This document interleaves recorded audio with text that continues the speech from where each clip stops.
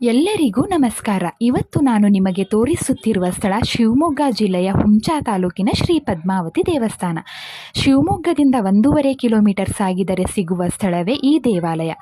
ಇಲ್ಲಿ ಸಾಕ್ಷಾತ್ ಶ್ರೀ ಪದ್ಮಾವತಿ ದೇವಿ ನೆಲೆಸಿದ್ದು ಅನೇಕ ಭಕ್ತಾದಿಗಳು ಇಲ್ಲಿ ವಿವಿಧ ರೀತಿಯ ಸೇವೆ ಸಲ್ಲಿಸುತ್ತಾರೆ. ಇಲ್ಲಿನ ವಿಶೇಷತೆ ಏನೆಂದರೆ ಭಕ್ತರು 100 ರೂಪಾಯಿಯ ರಶೀದಿ ಮಾಡಿಸಿ ಮನಸ್ಸಿನ ಪ್ರಶ್ನೆಯನ್ನು ಕೇಳಬಹುದು. ಅದು ಆಗುತ್ತದೆಂದರೆ ಹೂವಿನ ಪ್ರಸಾದ ಬಲಗಡೆ ಭಾಗದಿಂದ ಹಾಗೂ ಆಗಲ್ಲವೆಂದರೆ ಎಡಗಡೆ ಭಾಗದಿಂದ 5 ನಿಮಿಷದಲ್ಲಿ ಪ್ರಸಾದವಾಗುತ್ತದೆ.